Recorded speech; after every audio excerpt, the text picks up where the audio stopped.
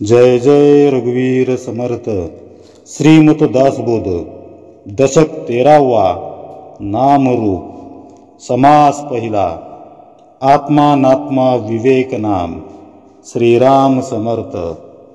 आत्मानात्म विवेक करावा, करून बस विवरावा, विवरून सदृढ धरावा.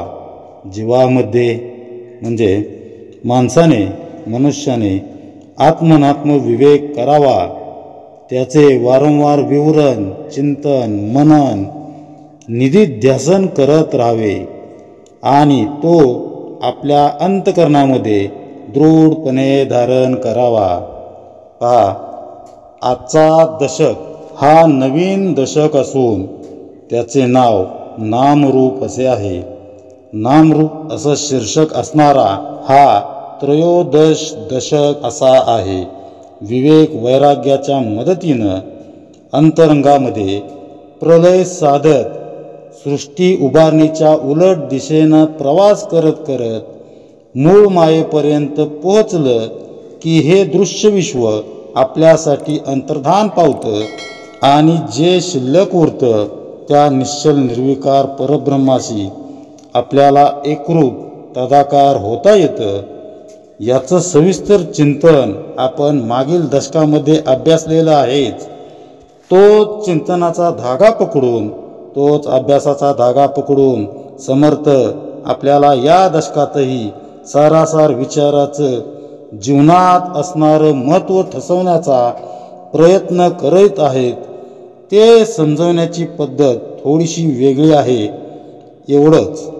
खरं तर 8व्या दशकापासूनच आपण आत्मस्वरूपाची भूमिका वेगवेगळ्या दृष्टिकोनामधून समजवून घेत आहोत. मात्र आपल्यावर दृश्याचा सतत भडीमार होत असल्यामुळं, पंचेंद्रिय सतत वासना, विकार यांच्या संगतीत असल्यामुळं समर्थ, त्याचप्रमाणे इतर संत वारंवार सांगत असलेली आत्मदर्शी भूमिका काही केल्या आपल्या अंतरंगात स्थिर होत नाही. आत्मज्ञान प्राप्त करण्यासाठी काय करावं असं एका शिष्यानं त्यांच्या गुरूंना विचारलं आणि त्यावेळी नुकताच भोजन प्रसाद झालेला असल्यामुळं भांडी अजून धुवायची होती. गुरूंनी त्या शिष्याला त्यातील एक खरकटं भांडं स्वच्छ धुवून आणण्याला सांगितलं. भांडं स्वच्छ करून आल्याचं पाहून गुरूंनी त्याला विचारलं, हे भांडं साफ करताना अधिक मेहनत कुठं घ्यावी लागली? शिष्य म्हणाला की आचार्य, भांड्यांची आतील बाजू स्वच्छ करायला फार श्रम पडले, खूप कष्ट लागले. त्यावेळी स्मित हास्य करत गुरु म्हणाले, तेच आत्मज्ञान प्राप्त करण्याचं रहस्य आहे. आपल्या चित्तामध्ये जन्मोजन्मीचं इतकं खरकटं साठलेलं आहे की विवेक करून नामासारख्या सूक्ष्म साधनानंच ते हळूहळू स्वच्छ करत राहिलं पाहिजे. तीच आत्मज्ञान संपादन करण्याची गुरुकिल्ली आहे. म्हणूनच मागील दशकामध्ये सुदीर्घपणे विवेक वैराग्याची महती सांगूनही समर्थ या दशकामध्ये आत्मनात्म विवेकाची भूमिका पुन्हा एकवार विशद करत आहेत. या समासाचा चिंतनाभ्यास करण्याआधी या दशकाची पूर्वपीठिका आपण जाणून घेऊयात. सामान्य जीव या दृश्य जगताचं विश्लेषण रूप, गुण व नाम या 3 तत्वांच्या आधारे करत असतो. पण एखादी वस्तू इंद्रियांनी जाणण्याची असो किंवा अंतरंगात तिची कल्पना करायची असो, ही 3 तत्वच विश्वाची व्याख्या एका जीवासाठी निश्चित करत असतात. खरं पाहिलं तर रूप, गुण आणि नाम म्हणजे आत्मतत्वावरील आवरणच होय. जसं डोक्यावरून पांघरून घेतल्यानं आतील अंधार पाहून लहान मूल घाबरतं, तसंच आपण सच्चिदानंद स्वरूप असूनही रूप, गुण, नाम यांचं पांघरून ओढून घेतल्यानं काळजी, भ्रम, चिंता यांना आपण घाबरत असतो. हे तिहेरी पांघरून दूर करण्यासाठी विवेकाशिवाय अन्य कुठलाही मार्ग नाही आणि विवेक तर वैराग्याशिवाय अपूर्ण आहे. म्हणून विवेक वैराग्य रूपी चाकं असलेल्या रथावर आरूढ होऊन सद्गुरूंनी दिलेलं साधन अविरत करत राहिल्यास रूप, गुण आणि नामरूपी भयावह प्रांत मागं पडतात आणि सद्गुरू आपल्याला जीवनरथ परमात्म्यापर्यंत सुखरूप नेऊन पोचवतात. निश्चल परब्रह्माशी तदाकार होण्याची सुसंधी या जन्मात ते आपल्याला मिळवून देतात. त्यासाठीच तर हा दशक समर्थांनी योजलेला आहे.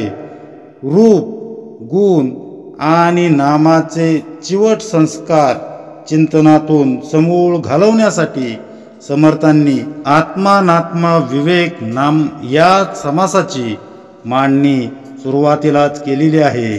त्यांची भूमिका विशद करताना समर्थ म्हणतायत की आत्मानात्म विवेक करावा, करून बस विवरावा, विवरून सदृढ धरावा जीवामध्ये. आत्मा कोण, अनात्मा कोण, त्याचे करावे विवरण, तेची आता निरूपण सावध आहे का. म्हणजे आत्मा कोण आहे, अनात्मा कोण याचे विवरण करावे, ते कसे करावे या संबंधीचे निरूपण श्रोत्यांनी सावध होऊन ऐकावे. पहा, समर्थ आपल्याला आत्मपदी सोडवण्यासाठी साधकानं आत्मानात्म विवेक करावा. असा विवेक केवळ वाचन श्रवणापुरताच मर्यादित नसावा, तर तो आचरणात उतरून सहज स्वभाव बनायला हवा. ते नेमकं कसं करायचं. आपल्या जीवनात अनेक घटना घडून गेलेल्या असतात, अनेक घटना घडत असतात. त्या घटनांमुळं आपण कधी आनंदी तर कधी दुःखी तर कधी निराशही होत असतो. या साऱ्या घटनांचा जरा बारकाईने विचार करायला शिकावं. म्हणजे असं की समजा 10-15 वर्षापूर्वी एक घटना घडली होती, त्यामुळं आपल्याला अतीव असे दुःख झालं होतं. पण आज त्या घटनेविषयी विचार केला असता असं लक्षात येतं की त्यावेळी आपण समजत होतो तितकी ती घटना काही दुःखदायक नव्हती. आपण अकारणच भाव केला होता. हे जेव्हा आता कळतं, आता उमगतं, तेव्हा आपल्यालाच हसू येतं. बरोबर आहे ना. तोच नियम आता घडत असणाऱ्या घटनांबाबतही लावता येतो. अशा घटना, त्यावरील आपली प्रतिक्रिया यांचा अंतर्मुख होऊन केलेला विचार अभ्यास म्हणजे आत्मनात्म विवेक होय. आत्मा अधिक अनात्मा यांचा विवेक विचार बरोबर आत्मानात्मा विवेक. आत्मा म्हणजे सत्य, आपलं खरं स्वरूप अर्थातच भगवंत, तर अनात्मा म्हणजे असत्य, आपण जे नाही ते स्वरूप अर्थातच माया. या साऱ्या गोष्टी चिंतनीय आहेत, आचरणीय आहेत. केवळ वाचलं किंवा त्याचं पारायण केलं म्हणजे काम झालं असं होत नाही. आत्मानात्म विवेक अंतरंगात घट्ट धरण्याचा आग्रह समर्थ करत आहेत. त्यासाठी साधं सोपं साधन म्हणजे ते श्रवणाचं.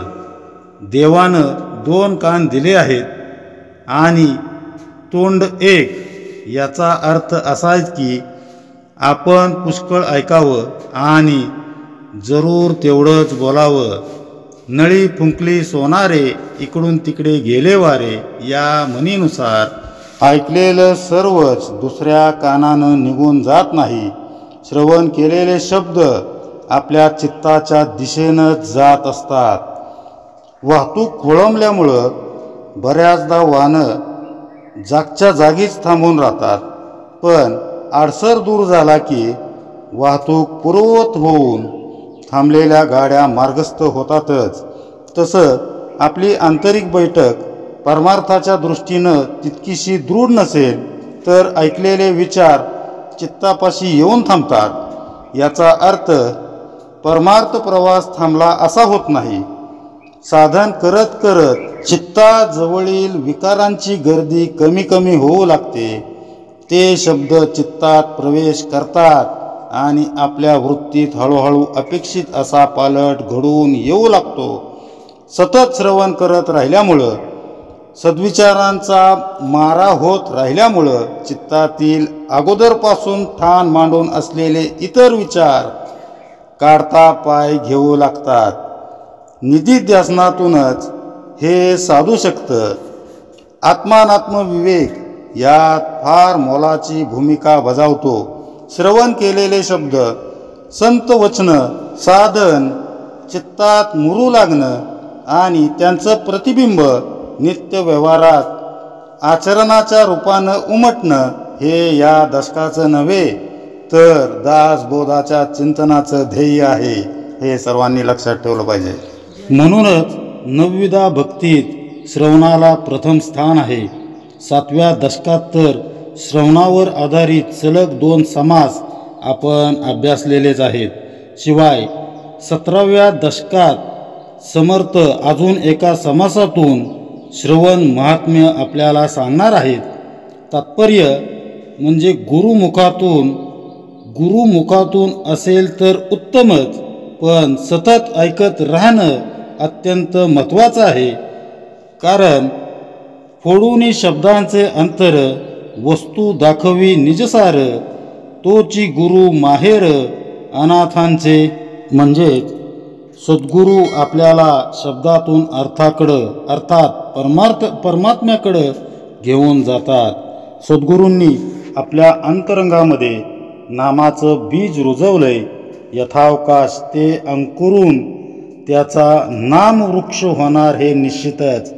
ऐकत असलेल्या शब्दांचा, संत वचनांचा कदाचित आज आपल्याशी संदर्भ नसेल. परमार्थिक संज्ञा आपल्या जीवनाच्या दृष्टीनं समर्पक वाटतही नसतील, पण एक दिवस असा उजाडेल की आत्मानात्म विवेक आपल्या जीवनात त्याचं कार्य चालू करेल आणि परमार्थाशी तद्रूप होण्याच्या दिशेनं आपलं एक पाऊल पुढं पडू लागेल. आत्मानात्म विवेकाला जीवनामध्ये उतरवून परब्रह्माशी तदाकार होण्याचा प्रवास तसा खूपच लांबचा आहे, पण त्यामुळं घाबरून जायचं काहीच कारण नाही. हे अंतर लवकर पार करण्याची एक युक्तीही आहे आणि ती म्हणजे मी देह नव्हे ही धारणा अखंड ठेवणं. किंबहुना आत्मानात्म विवेकातून तेच तर साध्य करायचं आहे. नेती असं श्रुतींनी ज्यांचं वर्णन केलंय ते निर्गुण निराकार ब्रह्मस्वरूप आपल्या मन बुद्धीला अगोचर असं आहे आणि ते प्राप्त करायचं असं नुसतं म्हणणं देखील हास्यास्पद ठरेल. अशा वेळी जे मी नाही त्याचा त्याग करणं हे त्या मानानं सोपं आहे. मी देह नाही हे सत्य आहे, परंतु मी देहच आहे याच असत्याला आपण कवटाळून बसलोय. ही असत्याची भूमिका सोडली की परब्रह्म वेगळेपणानं प्राप्त करण्याचा प्रश्नच येत नाही. हीच तर आत्मानात्म विवेकाची महती आहे. सार काय असार काय याचं सदोदित चिंतन होऊन असार त्यागण्याची आणि सार ग्रहण करण्याची मनोभूमिका तयार करावी. त्यासाठी सद्गुरूंनी दिलेल्या साधनाबरोबरच श्रवण मनन चिंतनाद्वारे निधिध्यास घेतला तर आपल्यातील परमतत्व याच देहात प्रगट होतं. त्याचं वर्णन आपण पुढे पाहणार आहोत.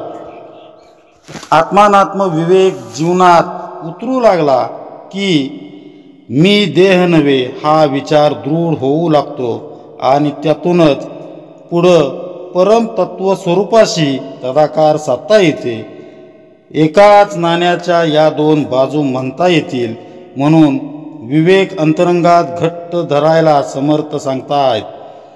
विद्यार्थी जसं एखादं तत्व, सिद्धांत आणि प्रात्यक्षिक अशा दोन्ही माध्यमातून शिकून घेतो, म्हणजेच थिअरी आणि प्रॅक्टिकल या माध्यमातून शिकून घेतो, तसं मागील दशकात आपण परमार्थाचं तत्व म्हणजे थिअरी अभ्यासलं. आता या प्रात्यक्षिक म्हणजेच प्रॅक्टिकल आत्मानात्म विवेक रुजण्याची नेमकी प्रक्रिया असते कशी हे समर्थ आपल्याला समजावून सांगत आहेत.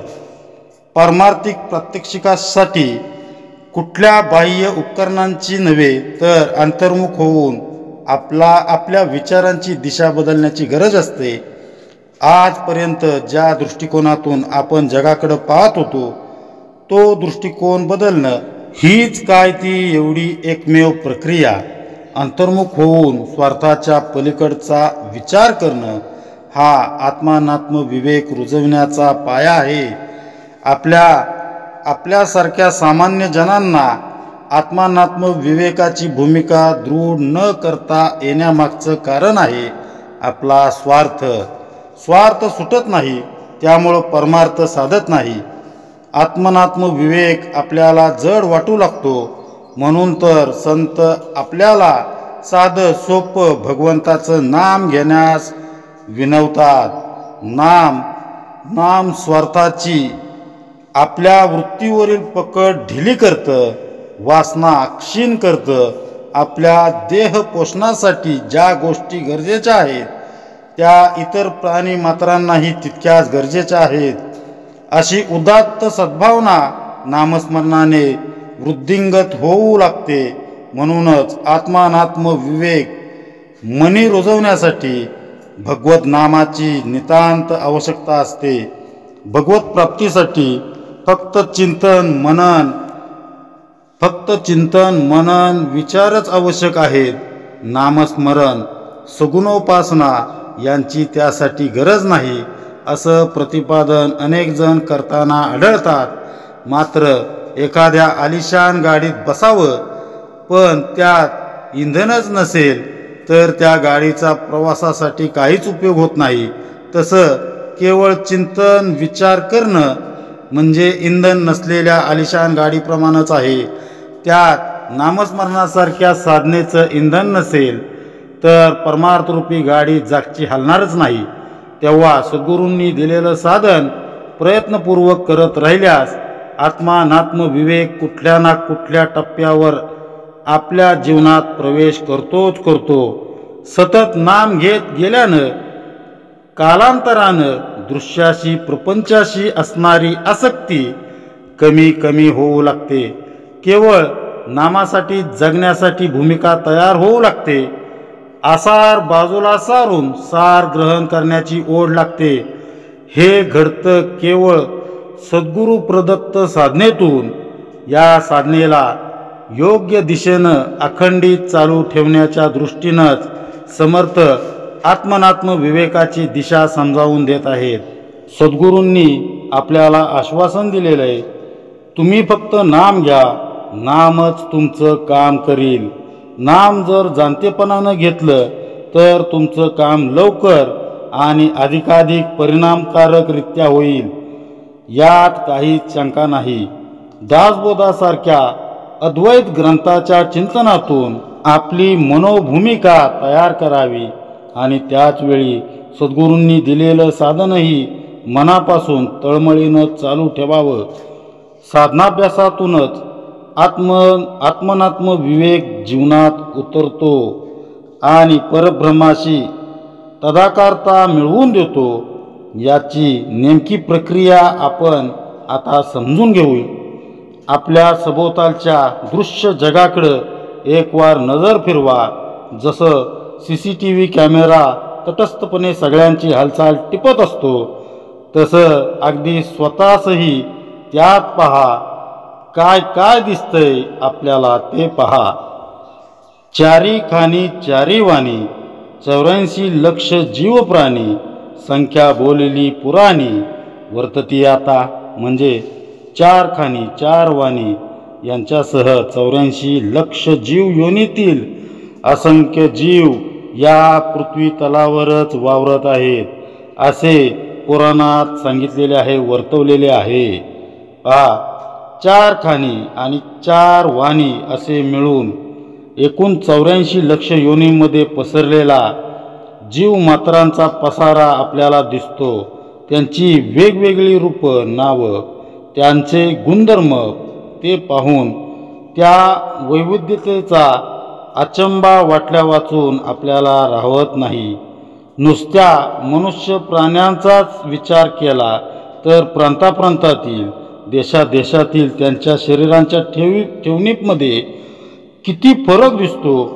कुठं बारीक चणीची तर कुठं धिप्पाड शरीराची, कुठं गोरीगोरी पान तर कुठं कृष्णवर्णाची, धारदार नाकाची तर कुठं बसक्या नाकांची लोक असतात. भाषा वेगळी, राहणीमान वेगळं, खाण्यापिण्याच्या पद्धती सवयी वेगळ्या, नाम रूप गुण यांच्या आधारे बरेचसे अभ्यासक वैश्विक वैविध्याचं चिंतन करताना दिसून येतात. पण सारासार विवेक बुद्धीनं अभ्यास करणारे अभ्यासक या वैविध्यात एकता कशी शोधायची याचा प्रयत्न करताना आढळून येतात. ही सामायिकता शोधण्याचं काम आत्मानात्म विवेकाच्या बळावरच चालतं. त्या दृष्टीनंच समर्थ सांगतात, नाना प्रकारची शरीरे सृष्टीत दिसती अपारे, तयामध्ये निर्धारे आत्मा कवनु. म्हणजे बऱ्याच याप्रमाणे या सृष्टीमध्ये नाना प्रकारची वेगवेगळ्या प्रकारची अपार शरीरे आहेत. त्यामध्ये आत्मा कोण हा निर्धार केला पाहिजे. 84 लक्ष योनीत नाना प्रकारची शरीरे दिसत असली तरी त्या सर्वांच्या अंतर्यामी एक आत्मस्वरूपच सामायिकपणे स्थित आहे. त्याचं चिंतन म्हणजे विवेक. जगाकडे न पाहता या बहुविध सृष्टीला कार्यान्वित ठेवणाऱ्या आत्मस्वरूपाकडे लक्ष द्यावं, त्याचा अभ्यास करावा. मी म्हणजे कोण, माझ्याकडून कर्म करून घेणारा तो कोण आहे याचं स्वतःमध्ये उतरून चिंतन करण्यास सुरुवात करावी. समर्थ पुढे सांगतात, दृष्टीमध्ये पाहतो, श्रवणामध्ये ऐकतो, रसनेमध्ये स्वाद घेतो. प्रत्यक्षात म्हणजे जो डोळ्यांमध्ये राहून पाहतो, कानांच्या द्वारे ऐकतो, जिभेच्या द्वारे स्वाद घेतो, हे आपल्याला प्रत्यक्ष अनुभवायला येते. घ्राणामध्ये वास घेतो, सर्वांगी तो स्पर्शतो, वाचेमध्ये बोलतो, जाणोनी शब्द. म्हणजे समर्थ काय म्हणतायत आपल्याला की डोळ्यांनी पाहणारा, दृश्य रूप खेचणारा, कानांनी ऐकणारा, रसनेद्वारे स्वाद घेणारा, नाकाद्वारे गंध घेणारा, देहाला स्पर्शज्ञान देणारा, वाणीला शब्दोच्चारांनी शक्ती पुरवणारा तो एकच एक आत्मा असतो. सर्वांच्या अंतस्थ वसणारा आत्माच आपल्याला निमित्त करून वेगवेगळ्या शरीरांद्वारे इंद्रियांद्वारे भोग भोगत असतो. तोच इंद्रियांना चालना देतो, विचारांना तोच प्रेरणा देतो. हे सांगताना समर्थ पुढे लिहितात, सावधान आणि चंचळ चहूकडे चळवळ, एकलाची चालवी सकळ इंद्रियद्वारा. म्हणजे असा सावध असूनही जो चंचळ असतो आणि चहूकडे जो एकला एक इंद्रियद्वारा सर्व चलनवलन करवितो. पाये चालवी, हात हालवी, भुकटी पालवी, डोळा घालवी, संकेत खुणा बोलवी, तोची आत्मा. म्हणजे पायांनी चालवतो, हात हलवतो, भोवयात ताणवतो, डोळे मिचकवतो, संकेताने खुणा करतो, तोच आत्मा होय. दिटाई लाजवी, खाजवी, खोकवी, वोकवी, थुंकवी, अन्न जेवण उदक सेववी, तोची आत्मा. म्हणजे जो धीट होतो, लाजतो, खाजवतो, खोकतो, ओकतो, थुंकतो, अन्न जेवून तो पाणी पितो, तो आत्मा जाणावा.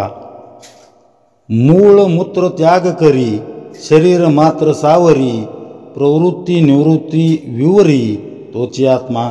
म्हणजे जो मूलमूत्र त्याग करतो, शरीर मात्रांचे रक्षण करतो, प्रवृत्ती निवृत्ती म्हणजे काय याचे विवरण करतो, तो आत्माच होय.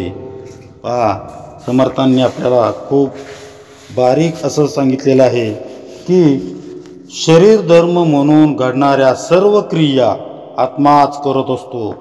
शरीराला निमित्त करून अंतस्थ आत्मा सुखदुःख उपभोगत असतो.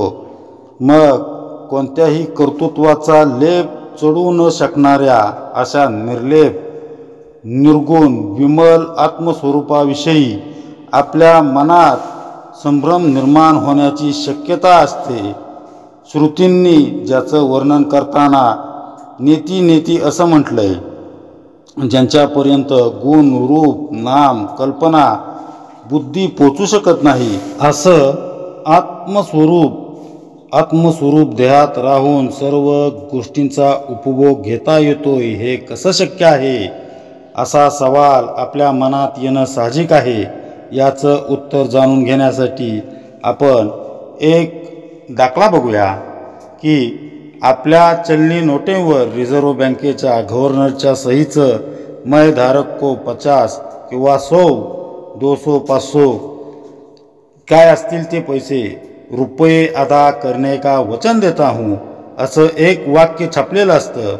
गव्हर्नर स्वतः तो पैसे आपल्याला देत नसला तरी त्याच्या सही असलेल्या अभिवचनामुळं त्या कागदी नोटेला ठराविक मूल्य प्राप्त झालेलं असतं. सरकारी आदेश निघताना राष्ट्रपतींच्या हुकमावरून by order of the president असं लिहिलेलं असतं. याचा अर्थ असा आहे की ती व्यक्ती प्रत्यक्षात तिथं हजर नसली तरी तिचं अधिष्ठान असल्यामुळं काम होत असतात. राजा गादीवर असताना त्याच्या हाताखालचं मंत्रिमंडळ त्याच्या नावे काम करतं. त्याच पद्धतीनं आत्मस्वरूप देहाशी संयोग पावलेलं आहे. देहाचा अवयवांचा अधिष्ठाता किंवा सेनापती म्हणजे आत्मा. जोपर्यंत जीव रूपानं वास करतो तोपर्यंत अंतरात्मा आहे. हा अंतरात्मा सकल सृष्टीचा करता धर्ता आहे. हा अंतरात्मा निश्चल आत्मस्वरूपाच्या अधिष्ठानावर कार्य करत असतो. सर्व भोग उपभोगत असतो. दृश्य जगात घडणाऱ्या प्रत्येक घडामोडींचं कर्तेपण करून काही न करणारा, भोगून काहीही न भोगणारा असा निर्गुण अरूप निर्लेप असा आत्माच असतो. हा गुह्यार्थ आत्मानात्म विवेचनातून आपल्याला कळू शकतो. त्याविषयी आणखी आपण विवरण पुढे पाहणार आहोत. या देहाच्या आधारे मी नव्हे तर आत्माच सर्व भोग उपभोगत असतो. सृष्टीतील सार कर्तृत्व हे आत्म्याचंच आहे. बऱ्या वाईट अशा सर्वच गोष्टींचा अधिष्ठाता आत्माच असतो. कर्ता आणि भोक्ताही तोच असतो. याचाच बोध विवेकातून येऊ लागतो.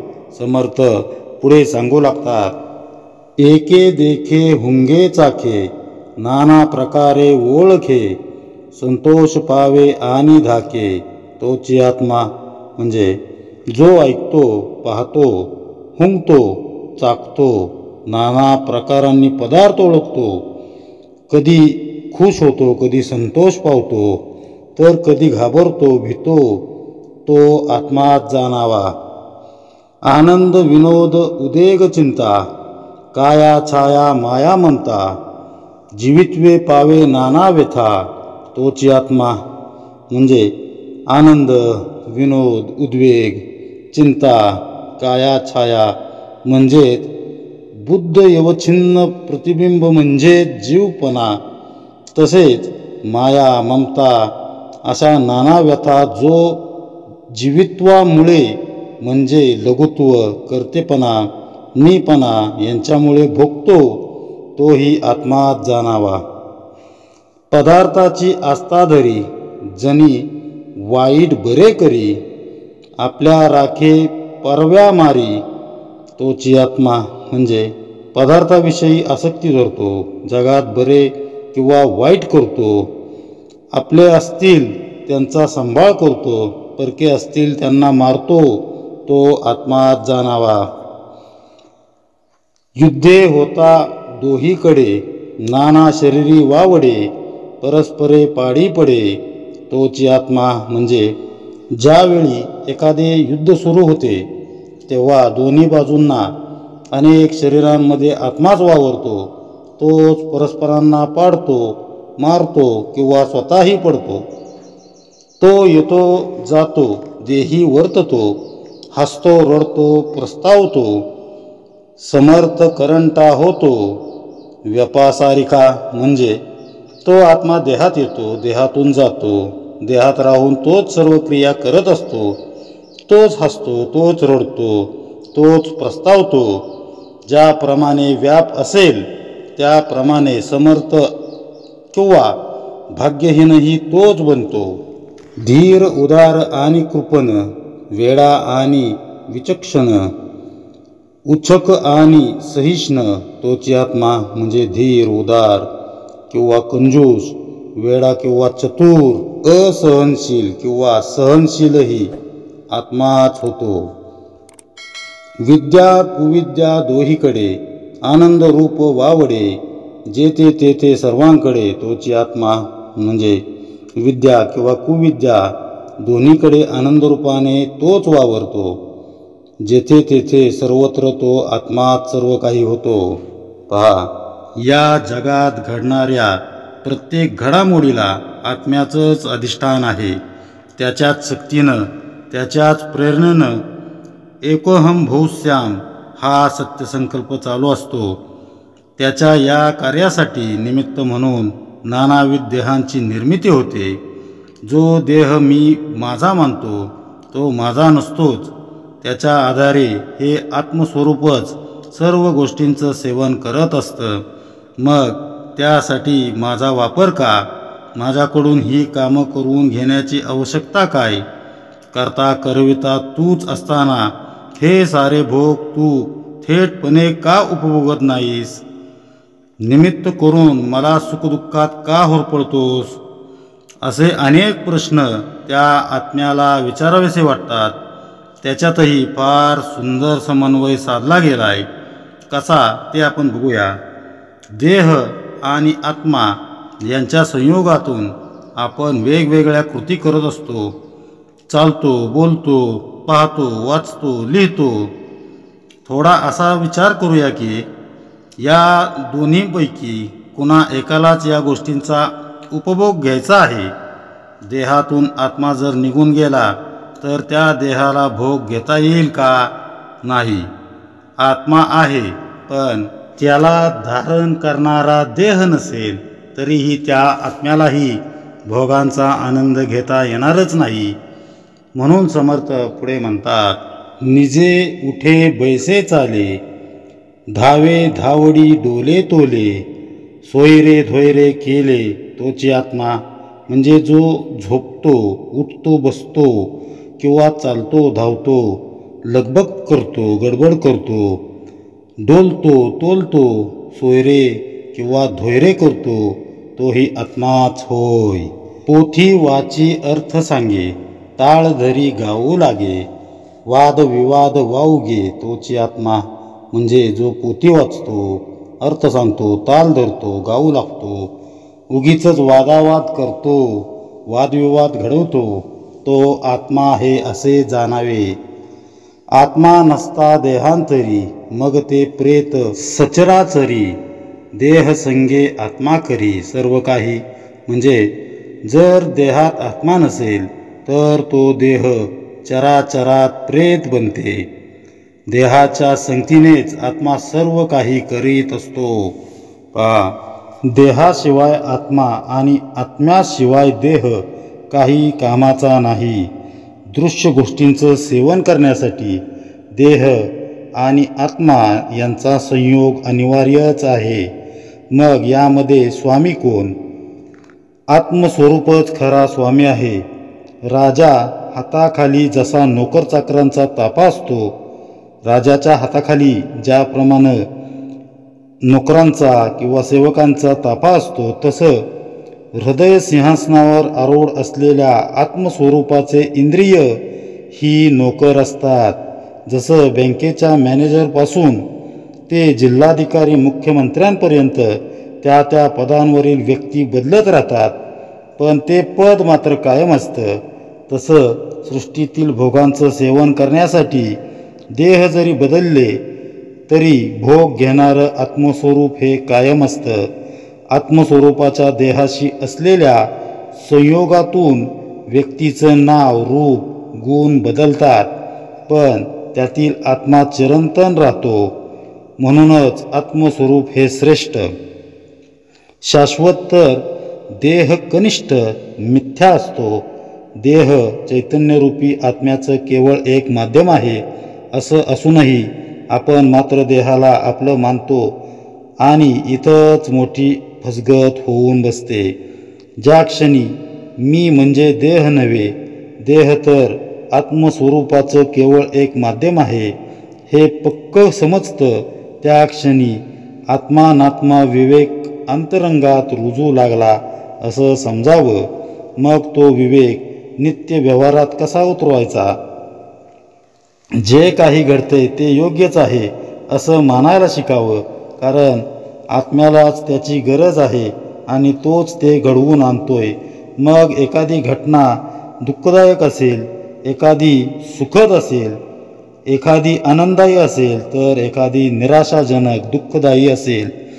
नेहमी गोडधोडच खायला मिळावं अशी जरी आपली इच्छा असली तरी त्यामुळं अजीर्ण होण्याचा संभव असतो. तेव्हा गोडासोबत थोडंसं तिखट, आंबट, तुरटही खायला हवं.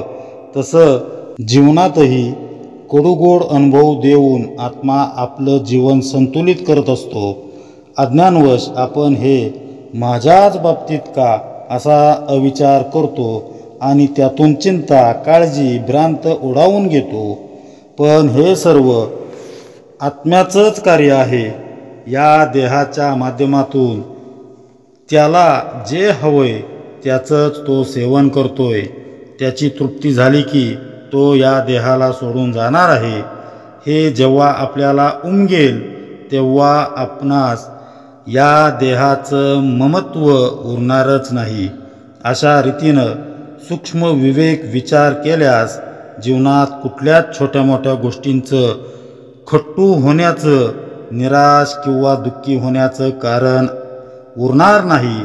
हा विवेक सतत जागृत राहण्यासाठी समर्थ एक सूत्र पुढच्या ओवीमध्ये देत आहेत. एके विन एक काये, कामा नये वाया जाये, म्हणून हा उपाय. देहयोगे म्हणजे जीवात्म्याला देह नसेल किंवा देहात जीवात्मा नसेल तर दोन्ही एकमेका वाचून वाया जातात. ईश्वराने दोघांना एकत्र आणून सृष्टीचा व्याप मांडलेला आहे. देह अनित्य, आत्मा नित्य, हाच विवेक नित्यानित्य. अवघे सूक्ष्मांचे कृत्य जाणती देह. म्हणजे देह आणि आत्मा ह्या अजब जोडींपैकी देह अनित्य असून आत्मा नित्य आहे. यालाच नित्यानित्य विवेक म्हणतात. पण हा विवेक अतिसूक्ष्म असून तो फक्त ज्ञानी लोकांनाच कळतो किंवा तो फक्त ज्ञानीच जाणतात. पहा, आत्मज्ञानी सत्पुरुष विवेकाची कास धरूनच जीवन जगतात. ते देहावर स्वामित्व न गाजविता त्याला पोतेऱ्याप्रमाणे वापरतात. त्यांच्यासारखं आपणही करायला शिकावं. अंतरात्माच देहाला चालवतोय, तोच सर्व घडामोडी घडवून आणतोय हे अंतरंगात ठसवण्याचा प्रयत्न करावा. देहावर ममत्व ठेवणं हे सर्वात मोठं अज्ञान होय. ते दूर करावं. देह अनित्य आहे हे मनावर बिंबवावं.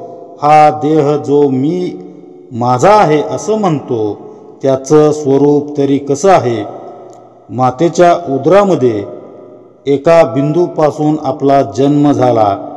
तिथपासून या देहाचा रूप, गुण, नाम यांच्या आधारे थोडा विचार करून बघावा. पाळण्यात घालून ठेवलेलं आपलं एक नाव सोडलं तर देहाच्या प्रत्येक गोष्टीत स्थित्यंतर झाल्याचं आपल्याला दिसून येतं.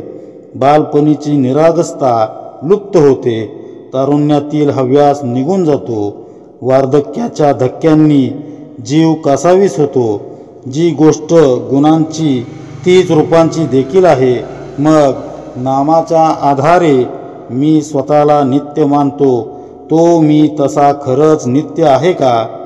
का मी कोणासाठी निमित्त मात्र आहे? हे ज्या क्षणी खऱ्या अर्थानं उमगेल तो आपल्यासाठी मंगल क्षण असेल. आपण मात्र देहाला आपलं मानून भ्रमिष्ठांसारखं जगतो. हे टाळण्यासाठीच आत्मानात्म विवेक करून देह अनित्य तर देहात वसणारा आत्माराम नित्य आहे हे अंतरंगात पक्क रुजवायला हवं. हा नित्यानित्य विवेक कधीही ढळू न देण्याचा अर्जव समर्थ आपल्याला करत आहेत. तसं झाल्यास आत्मज्ञानाची अवस्था फार दूर राहत नाही. विश्वाचं कर्तेपण अंतरात्म्याकडं असतं. हा अंतरात्मा सृष्टीतील घडामोडी कशा पद्धतीनं घडून आणतो? त्याला काही नियम आहे का? देहाच्या माध्यमातून होणाऱ्या क्रिया आणि त्यातून येणारा पाप पुण्यांचा भाग याचा काही हिशोब असतो का? असे काही प्रश्न सामान्य जीवाला पडू शकतात. वास्तविक या साऱ्यांचा विचार देखील करण्याची गरज नाही, काहीही गरज नाही. आत्माच सर्व घडवतो, तोच साऱ्यांचा उपभोग घेतो. ही बाब एकदा का मनात ठसली की अशा प्रश्नांना काही अर्थ उरत नाही. तरी देखील आपल्या समाधानासाठी संत एखाद्या माऊलीच्या भूमिकेतून या साऱ्या गोष्टी आपल्याला समजावून सांगत असतात. समर्थ पुढे म्हणतात, पिंडी देह धरता जीव, ब्रह्मांडी देह धरता शिव, ईश्वर तनु चतुष्टये सर्व. ईश्वर धरता म्हणजे पिंडाच्या ठिकाणी देह धारण करणाऱ्याला जीव म्हणतात, तर ब्रह्मांडात देह धारण करणारा शिव होय. ब्रह्मांडातील विराट, हिरण्यगर्भ, अव्याकृत आणि मूल प्रकृती हे सर्व चार देह ईश्वर धारण करतो. त्रिगुणापरता जो ईश्वर, अर्धनारी नटेश्वर, सकळ सृष्टीचा विस्तार तेथून झाला. म्हणजे त्रिगुणातीत जो ईश्वर म्हणजेच मूळ माया होय, यालाच अर्धनारी नटेश्वर म्हणतात. त्याच्यापासूनच सर्व सृष्टींचा विस्तार झाला आहे. बघा, जीवामध्ये असणारं आत्मस्वरूप तो जीवात्मा, विश्वामधील विश्वात्मा, ब्रह्मांडातील अंतरात्मा आणि ब्रह्मांडापलीकडील तो निश्चल निर्गुण परमात्मा, असं हे आत्मस्वरूप विशाल होत जातं. आकाश हे सगळीकडं सारखंच, पण आपणच त्यात घटाकाश, मठाकाश, महदाकाश आणि चिदाकाश असा भेद करतो. तसं जीवात्मा, विश्वात्मा, अंतरात्मा, परमात्मा यांच्यात तसा कुठलाही भेद नसतोच. आपणच अज्ञानवश त्यांना वेगवेगळ्या संज्ञा देऊन ते भिन्न असल्याचं मानतो. खरं पाहता आत्मस्वरूपात भेद हा नाहीच. जीव जेव्हा स्वतःला जीवात्मा म्हणून स्वीकारतो तेव्हा निश्चल परमात्मा त्यासाठी अंतरात्मा होतो. हे जाणण्यासाठीच देह अनित्य असून आत्मस्वरूपच नित्य आहे या भूमिकेशी समर्थ आपल्याला एकरूप करू पाहत आहेत. आत्मानात्म विवेक हृदयी घट्ट धरून तो नित्य आचरणात आणण्याची शिकवण समर्थ या समासातून देत आहेत. आत्मानात्म विवेक हा शब्द आपल्या परिचयाचा आहे, पण तो कृतीत उतरवण्याची जेव्हा वेळ येते तेव्हा मात्र आपली पंचाईत होते. कारण दृश्याची असलेली आसक्ती, बंधनं कितीही प्रयत्न केला तरी आपल्याला ती सोडता येत नाहीत. जशा चिज्जड ग्रंथी बळकट तसा आपला अहंकारही बळकट असतो. आसक्ती चिवट असते. दृश्य जगाचे संस्कार जोपर्यंत चित्तात होत आहेत तोपर्यंत अंतस्थ वसत असलेला भगवंत आपल्या हृदय सिंहासनावर विराजमान होणार नाही. त्याची अनुभूती आपल्याला येणार नाही. आत्मानात्म विवेक हृदयी दृढ होऊ लागला, आसार गोष्टींनी मन स्वाभाविकपणे उदास होऊ लागलं की समजावं सद्गुरूंनी आपलं जीवन मांगल्यानं भरून टाकायला सुरुवात केली आहे. आसार गोष्टींचा संचय म्हणजेच गुरुकृपा असं नव्हे. अर्थात घर, गाडी, पैसा अडका, मन मरात श्रीमंती या आसार गोष्टी सद्गुरू आपल्याला देतच असतात. यात काहीही शंका नाही. पण केवळ त्यासाठीच सद्गुरूंकडे जाऊ नये. कारण लहान मुलाला नादवण्यासाठी आई त्याच्या पुढं काहीतरी खेळणं टाकते. त्यामुळं ते मूल काही काळ आईला विसरतं. त्याप्रमाणे गुरुमाऊलीनं दिलेल्या आसार गोष्टींच्या नादात प्रापंचिक सुखामध्ये आपण भगवंताला पार विसरून जातो. असं करू नये.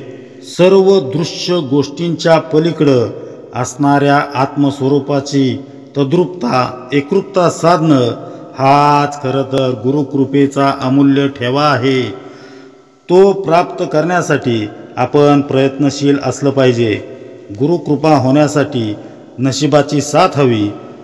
पण परमपूज्य वामनराव पै सांगत तसं तूच आहेस तुझ्या जीवनाचा शिल्पकार, हे सूत्रही ध्यानात ठेवायला हवं. कर्तेपण स्वतःकडं न घेताही आपल्या जीवनातील कर्मांकडं, जमवलेल्या मायेकडं नजर टाकल्यास या त्यांच्या विधानामागील नेमका अर्थ कळण्यास मदत होईल. आत्मानात्म विवेकाची कास आपल्याला धरता येत नाही, कारण आपल्याला राम हवाय ही गोष्टच मुळी नीट पटलेली नसते. आपल्याला रामापासून काहीतरी हवंय, पण प्रत्यक्षात तोच भेटावा असं काही मनापासून वाटत नाही. बुद्धी विचारांच्या मार्गानं आत्मानात्म विवेक अंतरंगात प्रवेश करतो, पण त्या अनुरूप कृती करतेवेळी मात्र आसक्तीचे दोर आम्ही तोडू म्हटले तरी तुटले जात नाहीत. अशी काहीशी विचित्र अवस्था आपल्या जीवनात पाहायला मिळते. त्यामुळं सर्वप्रथम आसक्तीचे बंध तोडण्यास या दृश्य जगाचं खरं स्वरूप काय आहे ते समजून घेतलं पाहिजे. तेच आत्मानात्म विवेकाच्या माध्यमातून समर्थ आपल्याला इथं समजावून सांगत आहेत. एकदा का दृश्य जगाचं खरं स्वरूप लक्षात आलं की दृश्याची असलेलं बंध सैल पडू लागतात. द्वैत भावना विरळ होऊ लागते. आपण सद्गुरू अर्थीमध्ये म्हणतो बघा, मी जीव हा भ्रमद्वैत पसारा, म्हणजे मी जीव आहे या भ्रमामुळं, म्हणजेच मी वेगळा आणि प्रकृती वेगळी अशा भूमिकेमुळं, अशा भावनेमुळं हा दृश्य पसारा आपल्याला द्वैत रूपानं दिसतो. आपला प्रपंच दुसऱ्याचा प्रपंच, तसंच आपलं घरदार दुसऱ्याचं घरदार हा आप पर भाव आपल्या वृत्तीत खोलवर रुजलेला असतो. हे द्वैत दूर सारण्यासाठी या दृश्य प्रकृतीचं नेमकं स्वरूप जाणून घेण्याचा आग्रह समर्थ धरत आहेत. समर्थांनी सांगितलेली ओवी आपण पुन्हा एकदा पाहू. पिंडी देह धरता जीव, ब्रह्मांडी देह धरता शिव, ईश्वर तनु चतुष्टये सर्व. ईश्वर धरता म्हणजे या ठिकाणी ईश्वर तनु चतुष्टये हा शब्द महत्त्वाचा आहे. ईश्वरानं 4 शरीर धारण करून हा विश्व पसारा मांडलेला आहे आणि मनुष्यासह इतर सर्व जीव प्राणी त्यातीलच अंश आहेत.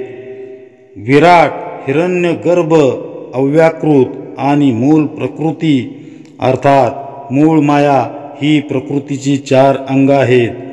दृष्टीला दिसतं ते प्रकृतीचं विराट अंग. प्रकृतीच्या या स्थूल रूपाच्या म्हणजेच विराट देहाच्या आत हिरण्यगर्भ देह असतो. जसा पिंडातील सूक्ष्म देह तसा ब्रह्मांडाचा हा देह हिरण्यगर्भाच्या योगे जगज्योती रूप जाणीव संपूर्ण प्रकृतीला व्यापून असते. हिरण्यगर्भाच्या आत अव्याकृत देह असतो. हा पिंडातील कारण देहाशी संलग्न होय. वेगवेगळ्या वासनांचा या जन्मापुरता संचय कारण देहात असतो आणि तो जीवाला प्रारब्धवश नाचवत राहतो. त्याचप्रमाणे या सृष्टीच्या चलनवलनामागं अव्याकृत देहाची प्रेरणा असते. जसा पिंडातील शेवटचा महाकारण देह, तसा ब्रह्मांडाचा अंतिम देह मूळ माया. जे पिंडी ते ब्रह्मांडी या समन्वय सूत्रांच्या आधारेच समर्थ आत्मानात्म विवेकाचं सूत्रही स्पष्ट करून सांगत आहेत. पिंड किंवा देह, देह माझा आहे, पिंड किंवा देह माझा आहे असं जेव्हा आपण म्हणतो तेव्हा खरं तर तो या प्रकृतीचाच एक भाग असतो. प्रकृतीच्या बाह्यांगावरून आपण तिची व्याप्ती ठरवतो, तिचं मूल्यांकन करतो. पण प्रकृती एवढ्यापुरती सीमित निश्चितच नाही. आपण जे पाहतो ते तिच्या विराट देहाचं अल्प स्वरूप आहे. ते ब्रह्मस्वरूपावर आलेलं देहावरण आहे. आपली दृश्याशी असणारी आसक्ती ही बाह्यांगाच्या आधारे असते. आत्मानात्म विवेक करून सृष्टीचं हे बाह्य स्वरूप नश्वर आहे हे सखोल चिंतनाद्वारे जाणलं की आसक्ती हळूहळू कमी होऊ लागते. बाह्यांगात न अडकता आपण देहाच्या तसंच सृष्टीच्या सूक्ष्म देहापर्यंत यावं. निसर्गाचं स्वतःचं असं एक खास संवादशास्त्र असतं. एकांतात त्याच्या सानिध्यात जाऊन बसलं तर ते आपल्या लक्षात येतं. वृक्ष, वेली, नद्या, पर्वत यांनी नटलेली अवघी सृष्टी वर करणी मौन धारण केल्यासारखी जरी वाटत असली तरी त्यातील प्रत्येकाची संवाद साधण्याची एक विलक्षण अशी ढब आहे. निसर्गाचा हा हिरण्यगर्भ देह जाणायचा असेल तर सिमेंटच्या जंगलातून, इंटरनेट तसंच इलेक्ट्रॉनिक्स वस्तूंच्या जंजाळातून बाहेर पडायला हवं. रानी वनी जाऊन निवांत बसायला हवं. हिरण्यगर्भ देहाशी एकदा का नाळ जुळली की सृष्टीच्या अव्याकृत व मूळ माया या देहांपर्यंतही मग जाता येतं. प्रकृतीच्या या चारही देहांना विवेक विचारांच्या मदतीनं ओलांडून आपल्याला पुढं जायचं आहे असं समर्थ सांगतायत. एक एक टप्पा पार करत मूळ मायेपर्यंत आपण पोचलो की खऱ्या अर्थानं अंतरात्म्याचं कौतुक कळू लागतं. तो अंतरात्माच यावरील चारही देहांना चैतन्य पुरवतोय. साऱ्या विश्वाचा पसारा तोच सांभाळतोय हे जाणवू लागतं. अशा रीतीनं अंतरात्म्याचं कौतुक पाहणं हे ते अनुभवणं म्हणजे साधकानं साधनेप्रमाणे स्वप्रयत्नांच्या जोरावर आत्मानात्म विवेकाच्या मदतीनं मोठं यश संपादन केल्यासारखंच आहे. समर्थ इथं सावध करताना सांगतात, इथपर्यंत येऊन विवेक प्रक्रिया जर थांबली तर मात्र आपली फसगत आणि अधोगती होण्याचा संभव असतो. त्यामुळं मूळ मायेच्या प्रांतातूनही पुढं जावं असा बोध समर्थ आपल्याला देतात.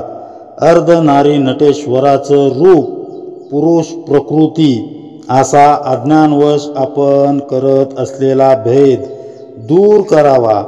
आत्मानात्म विवेकाच्या मदतीनं मूळ माया जगदंबेचं दर्शन आपल्या अंतरंगात घ्यावं. प्रकृती व पुरुष म्हणजे स्त्री व पुरुष हा झाला देहबुद्धीच्या पातळीवरील भेद. नाथांनी भागवतामध्ये याविषयी एक छान रूपक दिलेलं आहे. ते विचारतात, पुरुषाचा आत्मा तर स्त्रीचा आत्मी असतो का?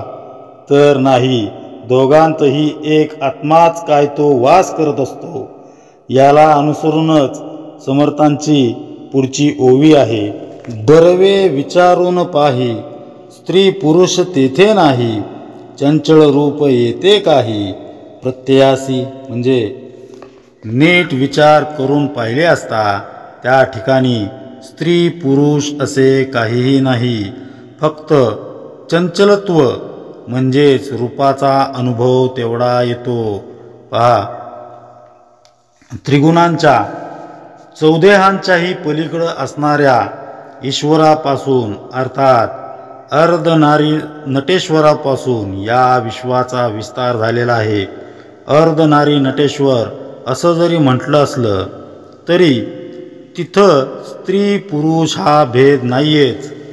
ते विशुद्ध निर्मळ असं आत्मस्वरूप आहे. अंतरात्म्याचं हे रूप एकदा लक्षात आलं की विश्वाला चेतना देणारं त्यांचं चंचल रूप आपल्या लक्षात येऊ लागतं. चंचल रूपानं जसा अंतरात्मा विश्वाला प्रेरणा देत असतो त्याचप्रमाणे तो एका जीवामध्ये जीवात्म रूपानं परावाणीच्या मुळाशी असलेल्या प्राणशक्तीच्या आधारे आपल्याला जाणवतो. ही वायुरूप प्राणशक्ती निघून गेली की देह काष्ठवत होतो. ब्रह्मांडाला चैतन्य देणारा चंचल शक्तिरूप अंतरात्मा हा प्रकृतीचा प्राणवायूच होय. विवेक करून त्याचं अनुसंधान ठेवण्याचा प्रयत्न करावा असं समर्थ सुचवतात. हे जमू लागलं की नाम रूप गुण यांच्या आधारे ज्या सृष्टीमध्ये आपण भेद करत होतो, द्वैत अनुभवत होतो, ते तसं काही नसतंच हे कळून चुकतं.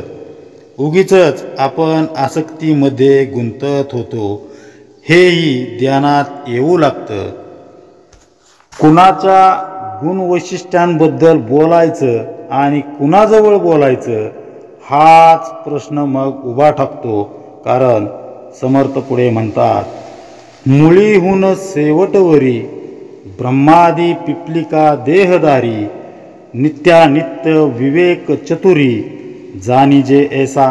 म्हणजे मुळापासून शेवटपर्यंत ब्रह्मादिकांपासून मुंगीपर्यंत सर्व देहधारी आहेत असा हा नित्यानित्य विवेक चतुर पुरुषांनी जाणून घ्यावा. बघा, मुळापासून शेवटपर्यंत म्हणजेच ब्रह्मादी देवांपासून ते मुंगीपर्यंत सर्वच्या सर्व देहधारी आहेत. पण त्यांच्यात वसणारं आत्मस्वरूप मात्र एकच एक आहे.